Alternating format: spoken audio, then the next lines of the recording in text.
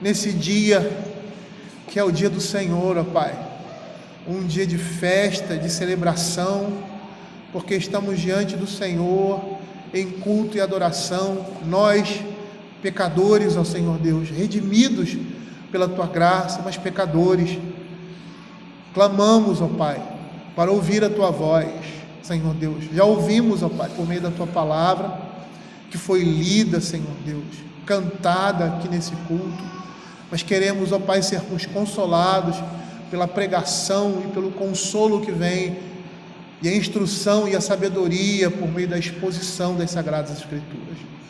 Fala ao nosso coração, ó Pai, e que possamos prezar, Senhor Deus, e amar, ó Pai, a pregação do Evangelho.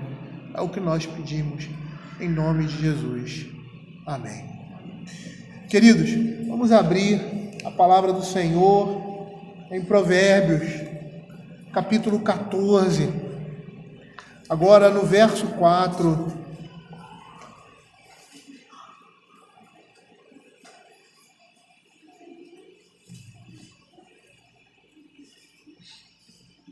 E eu vou fazer a leitura dessa subunidade, que vai do verso 1 ao verso 7, e vou repetir o verso que nós vamos expor. Diz assim a palavra do Senhor: a mulher sábia edifica sua casa, mas a insensata com as próprias mãos a derriba. O que anda na retidão teme ao Senhor, mas o que anda em caminhos tortuosos, esse o despreza. Está na boca do insensato a vara para sua própria soberba, mas os lábios do prudente o preservarão. Não havendo bois, o celeiro fica limpo, mas pela força do boi há abundância de colheitas. A testemunha verdadeira não mente, mas a falsa se desboca em mentiras. O escarnecedor procura sabedoria e não encontra, mas para o prudente o conhecimento é fácil. Foge da presença do homem insensato, porque nele não divisarás lábios de conhecimento. Diz assim a palavra do Senhor no texto que nós vamos expor hoje: não havendo bois, o celeiro fica limpo, mas pela força do boi há abundância de colheitas. Queridos, muitos ao exporem o livro de Provérbios, em geral eles pegam um verso e trazem aquilo que o verso quer dizer. E, de uma certa maneira, não há muito de errado nisso. Mas quando nós entendemos que esse verso está ligado a todo um contexto, em que o escritor sagrado tem um objetivo não pontual com aquele verso, que nós podemos abordar aquilo de forma pontual, mas que essa pontualidade ela está relacionada a todo o contexto, a riqueza do texto e a profundidade dele é alcançada com mais facilidade. Então, o que nós estamos vendo aqui? O verso 4: não havendo bois, o celeiro fica limpo, mas pela força do boi a abundância de colheita. Do que o boi tem a ver com a mulher sábia? E nós vamos ver isso. Nós vamos ver isso. Se nós nos lembrarmos da introdução ao capítulo 14 dessa primeira subunidade, nós vamos ver que o ponto de encontro da estrutura do quiasmo se dá nesse verso. E aí eu vou voltar à estrutura do poema, para mostrar a importância de se entender também a estrutura. Nós vimos que dentro dessa estrutura, do verso 1 ao verso 7, há uma estrutura formada num aspecto de quiasmo. Então, o quiasmo seriam as relações inversas que se fazem num verso.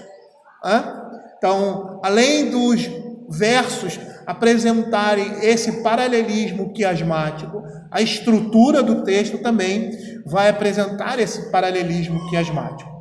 Então você vai ver que o verso 1 e o verso 2, a mulher sábia edifica sua casa, mas a insensata com as próprias mãos a derriba. O que anda na retidão teme ao Senhor, mas o que anda em caminhos tortuosos, esse o despreza. Vão fazer uma relação com os últimos versos. O primeiro verso, os primeiros dois versos, fazendo uma relação com os dois últimos versos nessa estrutura.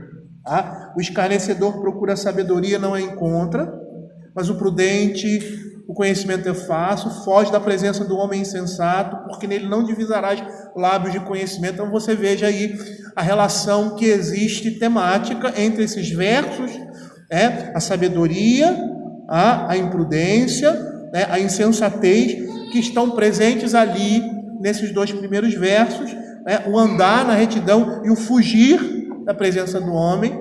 Todas essas coisas estão fazendo relação, uma relação de oposição. E aí nessa estrutura, o verso 3 vai fazer relação com o verso 5. 1 e 6, 3 e 5. Está na boca do insensato a vara para a sua própria soberba, mas os lábios do prudente o preservarão.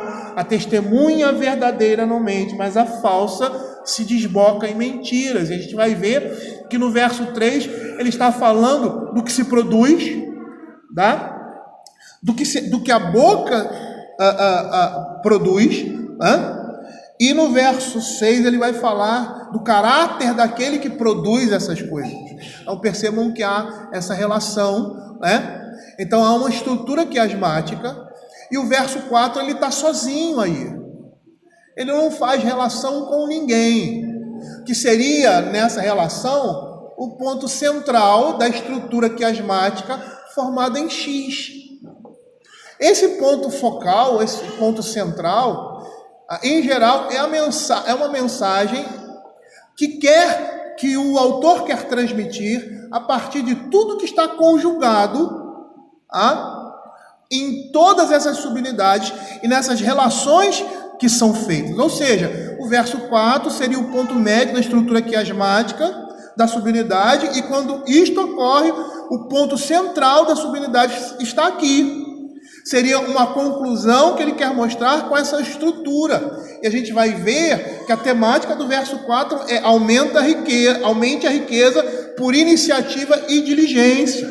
É como se ele estivesse dizendo que o filho aumentaria a sua riqueza por causa de uma esposa que tem iniciativa e é diligente em sua casa. E aí a gente lembra a mulher de Provérbios 31 como um exemplo disso. Ou seja, perceba como tudo isso se conversa, tudo isso está relacionado. Acompanhem aí os textos, os versos, nesse caminho que nós vamos fazer. Ou seja, uma mulher sábia, que anda em retidão, que tem lábios prudentes, que não mente, que é alguém de confiança, que encontra facilmente a sabedoria, porque apresenta lábios de conhecimento, que é a fonte de sabedoria que é fonte de sabedoria e conselhos santos. Ela é alguém que trabalha com as próprias mãos e aumentará a sua riqueza pela força das suas virtudes. É isso que essa estrutura toda está apresentando. Eu poderia até pular esse verso e falar dele no final, porque seria a conclusão onde o autor sagrado quer levar toda essa demonstração, ou seja, toda essa argumentação, todo esse discurso santo que ele está apresentando aqui.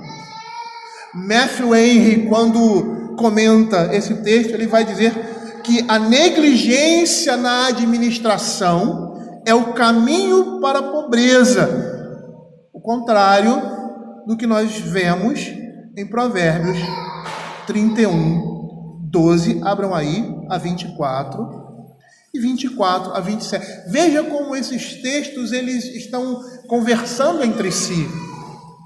A temática aqui é aumentar a riqueza por iniciativa e diligência. Ou seja, a mulher sábia,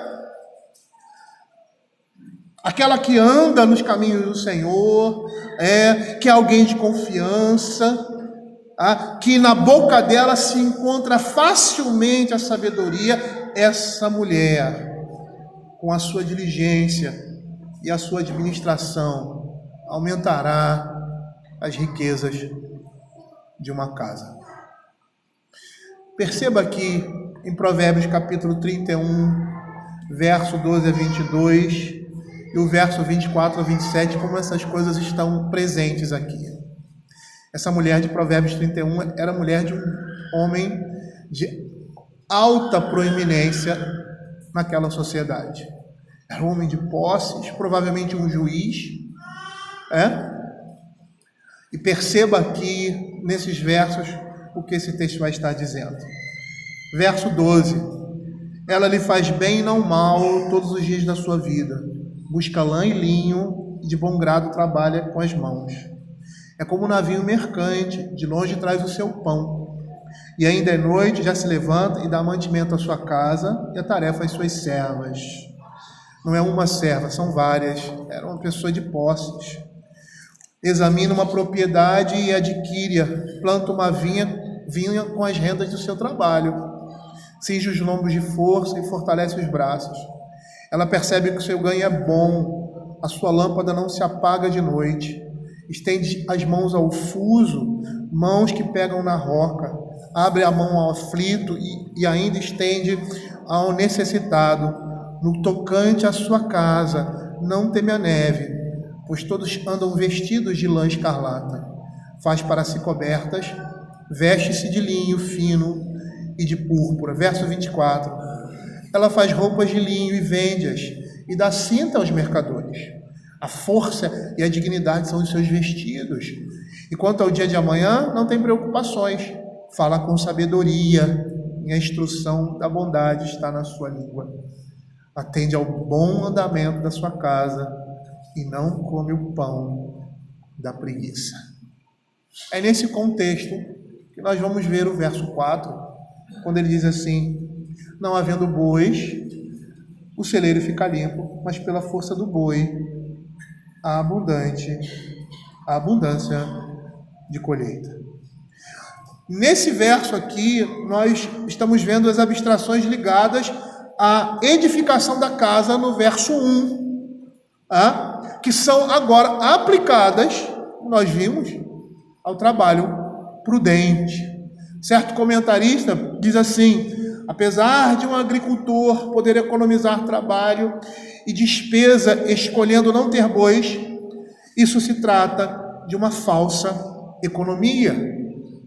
Matthew Henry, comentando esse texto, ele diz assim: não havendo bois para cultivar o solo e pisar o trigo, o celeiro fica limpo, vazio, não há palha para o gado e, consequentemente, não há pão para o suprimento do homem. Quando Bruce Waltke trabalha esse texto no seu livro, comentário, ele propõe uma tradução que torna mais evidente para nós esse jogo de palavras nessa estrutura aqui desse verso, que também é uma estrutura quiasmática. Ele diz assim: sem o gado a manjedoura permanece limpa, mas há colheitas abundantes pela força do boi. A palavra aí, manjedoura, que ele traduz aqui por celeiro, que pode ser a mesma coisa, é ebus no original. E tanto pode ser traduzida como manjedoura ou como celeiro. A palavra aqui que ele traduz por limpa, essa expressão tem dois significados: limpo ou sem cereal. A ideia é de uma manjedoura que deveria conter cereais que iriam alimentar o boi, mas está limpo, os bois, mas está limpo por não haver bois. E essa ideia que estaria em oposição com a força do boi e uma abundante colheita, ou seja, não há comida para o gado porque não há gado para trabalhar o solo. Essa é a ideia. Por isso, certo comentarista que eu citei anteriormente diz assim: apesar de um agricultor poder economizar trabalho e despesa escolhendo não ter bois, trata-se de uma falsa economia. Na realidade, o que ele vai falar aqui está voltado para nós, para diligência e a boa administração. Eu gostaria que vocês abrissem Colossenses capítulo 3, verso 10, porque eu queria falar sobre esse texto aqui, porque o que Paulo fala aqui está inserido nesses versos. Quando ele diz aqui em 2 Tessalonicenses capítulo 3, verso 10, 2 Tessalonicenses, capítulo 3, verso 10. Eu disse outro, desculpa. O que Paulo fala aqui em 2 Tessalonicenses, capítulo 3, verso 10, está relacionado ao que o texto de Provérbios está nos dizendo. Ele diz assim: porque quando ainda convosco vos ordenamos isto, se alguém não quer trabalhar, também não coma.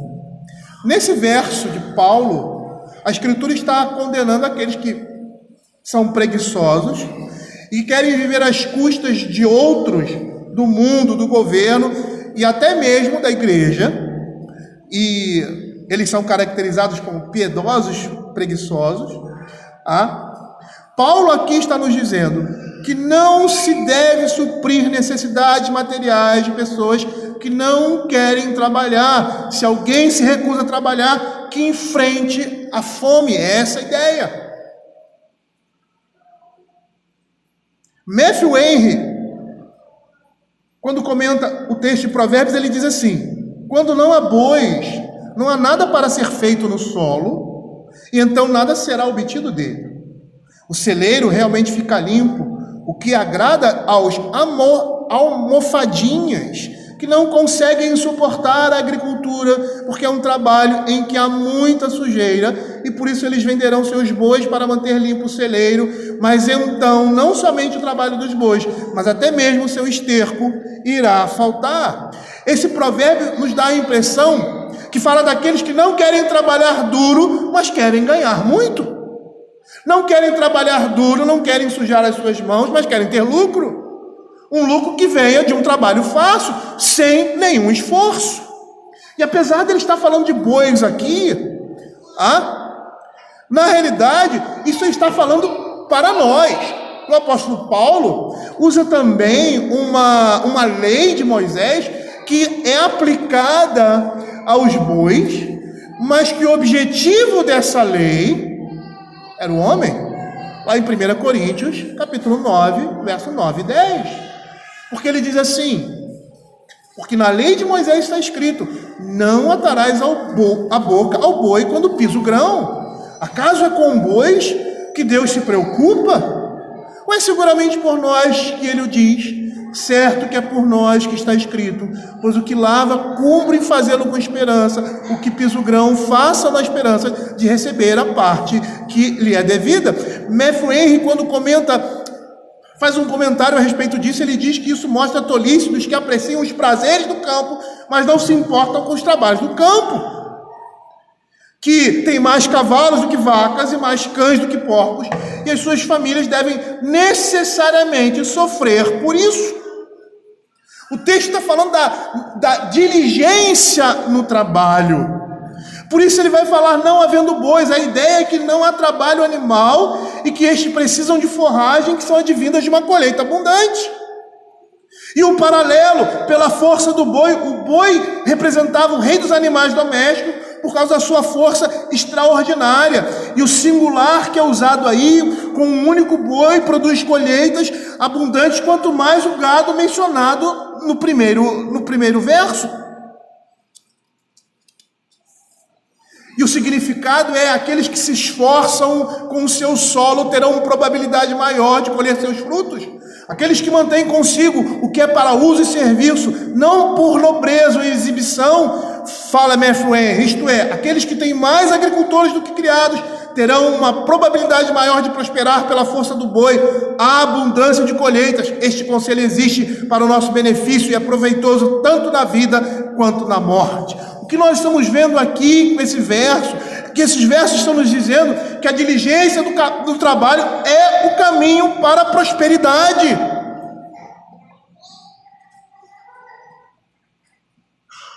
E quando nós olhamos esse texto no contexto em que ele se encontra, muitas vezes nós pensamos que nós que trabalhamos estamos trazendo sustento para os nossos lares, mas sem uma boa administração, uma casa não vai prosperar. E é isso que o verso 4 está querendo nos dizer. O ponto médio da estrutura quer mostrar que por vezes uma casa não prospera porque as donas do lar não sabem administrar os recursos. Os recursos que aquela casa tem, os recursos que são dados nas suas mãos, são preguiçosas, gastadeiras, gastam além do que podem e desnecessariamente. E um homem de família, ele tem a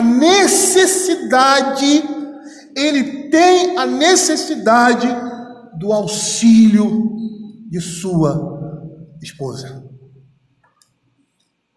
Às vezes nós pensamos que somos nós que estamos trazendo o sustento para casa. Mas nós vamos perceber que essa é uma meia-verdade. Porque para que esse sustento chegue e supra as necessidades de um lar, deve haver uma boa administração. E essa boa administração, ela é sempre feita pelas mulheres. Por mais que as suas esposas não administrem o dinheiro diretamente, você não delegue isso para ela. Por mais que você seja aquela pessoa que assuma essa função. Parece que o homem de Provérbios, de Provérbios 31, ou seja, o marido que está por trás dessa mulher, ele não tinha tempo para fazer essas coisas. Perceba que ela faz determinadas coisas não só no âmbito da sua vida familiar, como produzir linho, vestir e tratar suas servas, mas ela tratava também de propriedade. Era um homem rico, mas por causa do seu trabalho, ele não podia se envolver diretamente nessa administração. E a gente já passou por uma situação como essa. Eu me lembro que o Alfredo dizia que deixava essa administração na mão da sua esposa. Ela é melhor do que eu nisso. Então ela administrava os recursos da família, lógico que juntamente com ele. Teve uma época na nossa vida que nós fizemos isso. Eu estava muito envolvido com o seminário, com outras atividades, foi até quando estávamos aqui no Rio. A nossa situação financeira tinha melhorado, tinha se regularizado, E Simone, vendo que as coisas estavam muito pesadas para mim, ela pediu para que ela assumisse essa área. Então ela pagava as contas, ela fazia todas as coisas diretamente, ela lidava diretamente com o dinheiro. E a administração dela foi tão boa que eu tirei ela de lá. Não, querida, deixa comigo. Porque ela era mais econômica do que eu, e às vezes não deixava eu comprar presente para ela. Saía na rua, não, querido, nosso dinheiro está curto e tal. Pô, querido, deixa eu fazer um agrado para você. Não.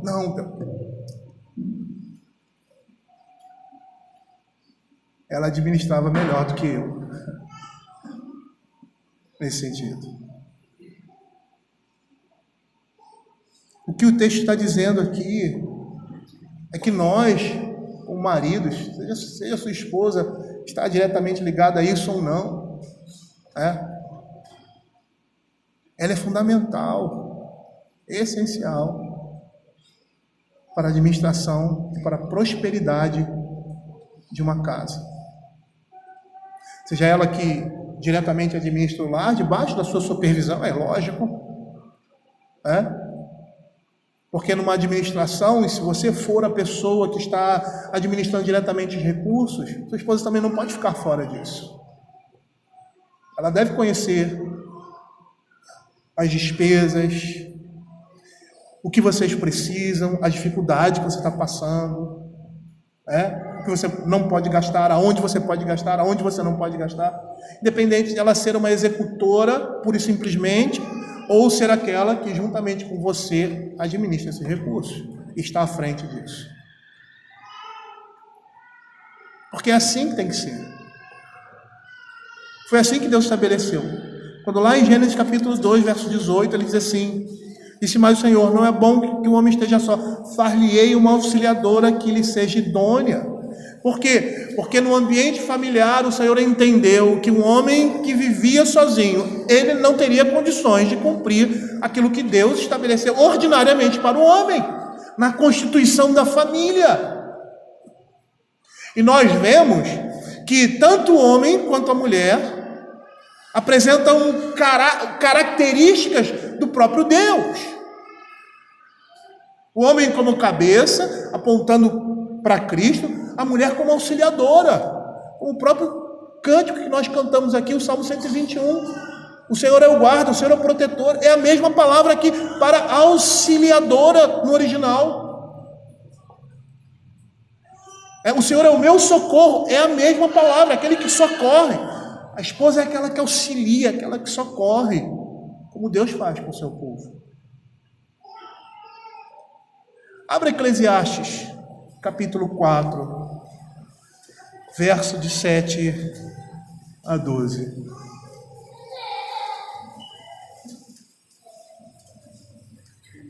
Veja o que o texto diz. Então considerei outra vaidade debaixo do sol, isto é, um homem sem ninguém, não tem filho nem irmã, contudo não cessa de trabalhar, e seus olhos não se fartam de riquezas, e não diz, para quem trabalho eu, se nego a minha alma os bens da vida?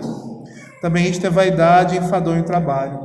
Melhor é serem dois do que um, porque tem melhor paga do seu trabalho, porque se caírem, um levanta o companheiro. Aí, porém, do que estiver só, pois caindo não haverá quem o levante. Também se dois dormirem juntos, eles se aquentarão, mas um só não se aquentará. Se alguém quiser prevalecer contra um, os dois lhe resistirão. O cordão de 3 dobras não se arrebenta com facilidade. E é interessante porque no contexto aqui ele está falando de qualquer união que exista. Ele está dizendo que numa união onde 2 pessoas estão presentes, a coisa se torna mais firme. E se houver uma terceira pessoa, mais ainda. E no contexto da vida familiar, quem é essa terceira pessoa que forma um cordão de 3 dobras? É Cristo. É Cristo. Esse cordão, ele não vai se arrebentar. Quando uma casa está sendo edificada, a sabedoria da palavra de Deus está sendo edificada pelo Senhor. Apesar de nós, quando uma mulher, uma esposa é sábia, quando temos à frente de uma liderança um marido prudente, que ama a palavra de Deus e quer conhecer essa palavra, e busca conhecer essa palavra, busca se parecer mais com o Senhor, esse cordão não se arrebenta. O que parece muitas vezes é que na vida familiar, o marido e a esposa parece que estão jogando em times opostos. Eles não são uma equipe. Eles estão em conflito. Mas essa não é a perspectiva bíblica do casamento. Marido e mulher não estão querendo aparecer um mais do que o outro, ou um querendo ser mais inteligente do que o outro, mas eles estão trabalhando conjuntamente para glorificar o nome de Deus na vida familiar, para fazer a vontade de Deus na vida dos seus filhos e em suas vidas. O trabalho diligente das nossas esposas, seu cuidado com a casa e a administração do lar e das riquezas depositadas no lar é imprescindível. É isso que o texto vai dizer, para o sucesso de uma família. O trabalho duro de uma esposa em sua casa vai determinar a prosperidade do lar. E eu não estou falando só de prosperidade financeira, não. Está incluída também. A sua esposa, uma esposa sábia, deve administrar os recursos que são adquiridos com sabedoria e prudência. E isso não só traz tranquilidade ao homem dessa casa, mas fará com que essa casa prospere. E nessa unidade, a prosperidade do lar está baseada em uma administração correta e piedosa de nossas esposas. E como eu falei, não só no aspecto financeiro, mas no âmbito geral de um lar cristão. Por quê? Porque a mulher sábia edifica a sua casa, mas a insensata, com as próprias mãos, a destrói. E duas coisas aqui são destacadas: a diligência e a negligência no trabalho, e a boa e a má administração. Não havendo bois, o celeiro fica limpo, mas pela força do boi, a abundância de colheitas. Querido, eu sei que vocês vão estranhar, mas hoje eu vou parar aqui. Tá? Eu me preparei até para falar sobre o verso 5, e eu acho que vou deixar isso para a próxima semana. E depois vocês vão entender até por quê. Mas eu quero chamar a atenção das mulheres e dos seus maridos também, mas em especial das mulheres. Esse texto aqui está falando para você. Esse texto aqui não está falando para o seu marido, porque ele também pode ser um mau administrador dos recursos, e nós vemos aqui vários textos que vão mostrar isso também, chamando a responsabilidade do homem, porque ele é o provedor do seu lar. Quando Deus criou o homem, e o colocou no jardim do Éden, e o colocou para o cultivar e o guardar, e na essência da criação de Deus do homem, na sua masculinidade, o trabalho está presente. Mas esse trabalho, em essência, ele aponta não somente para aquilo que ele faz, para o sustento da sua casa, físico, mas também para o sustento espiritual, que a ideia de cultivar e guardar tem a ideia de serviço, tem a ideia de proteção e cuidado. E olhando para essa perspectiva, ele deve cuidar, guardar as coisas que estão debaixo da sua administração, e aí a criação, ele é o mordomo da criação, mas também cuidar e guardar espiritualmente sua esposa e seus filhos. Na essência de ser homem está esse serviço, esse trabalho em que ele vai se dar. Ele vai dar a vida em favor dos seus. Mas percebam que nessa configuração da criação, a mulher é parte essencial e imprescindível.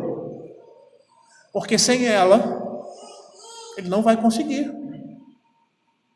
Se ela não estiver exercendo a sua vocação na família, a sabedoria divina, aplicando os princípios da palavra de Deus, vivendo a vida cristã dentro da sua casa, em sua vocação como esposa, ele não vai chegar a lugar algum. Ele não vai chegar a lugar algum. E essa é a maneira que a Escritura nos mostra claramente que a vida familiar, como fundamento, tendo como fundamento a palavra de Deus, mostra que o homem no seu papel é imprescindível e a esposa no seu também é. E aqui ele está dizendo que uma casa se destrói pelas mãos de uma mulher. O homem também pode destruir seu lar. Mas quando ele fala isso aqui, ele quer mostrar a importância e a singularidade de uma esposa sábia dentro da família da fé.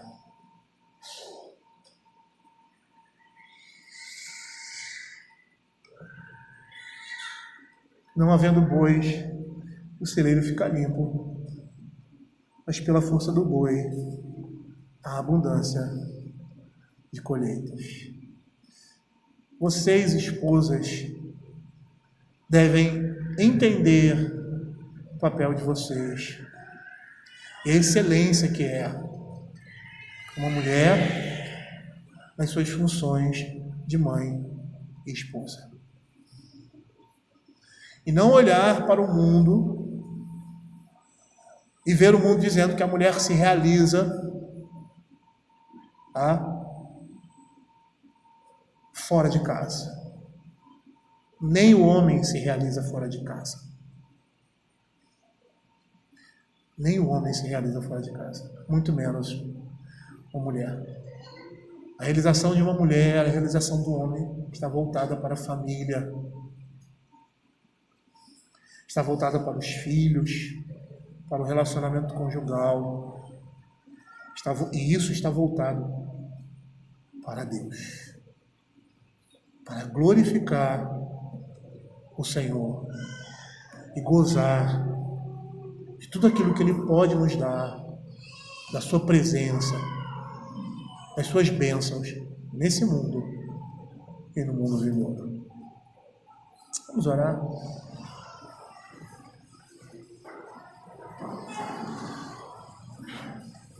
Senhor Deus Pai Todo-Poderoso, mais uma vez, ó Pai, estamos nos defrontando com a Tua Palavra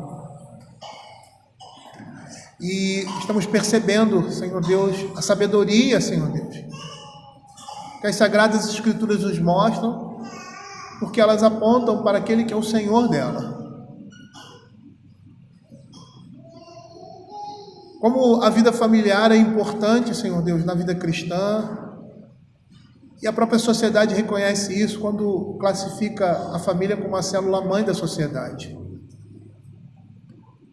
Quando as famílias não são guardadas, protegidas, quando os papéis que o homem e a mulher devem exercer na vida familiar e na sociedade não são exercidos, são trocados, não existe esperança para uma sociedade.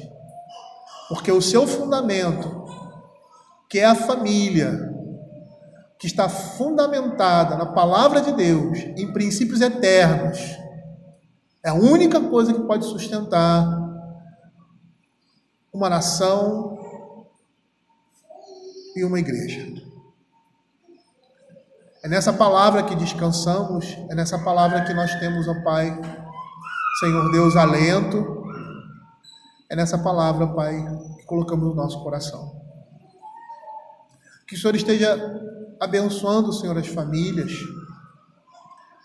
E muitas vezes percebemos, ó Senhor Deus, lares destruídos, desfeitos, em que um dos cônjuges precisa carregar a carga sozinho. E como essas coisas são difíceis, Senhor Deus, tanto para o homem quanto para a mulher, e que também precisam contar, ó Pai, com a Tua graça e com a Tua misericórdia sobre ele, ó Pai. Porque o nosso alvo, Senhor, não é esse mundo, o nosso alvo é a glória, o nosso alvo é o reino de Deus. Senhor, que possamos, ó Senhor Deus, nas nossas famílias, ó Pai,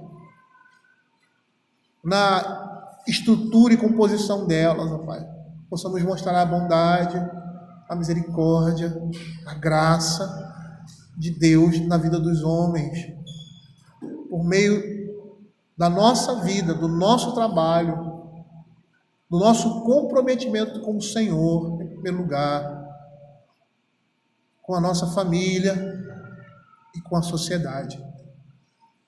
Fica com o Teu povo, ó Pai. Que o Senhor esteja nutrindo essa sociedade, Pai, de homens e mulheres, ó Pai, que temam o Senhor, e que os nossos lares sejam celeiros, ó Pai, onde temos fartura e abundância, meu Deus, de filhos, de filhas,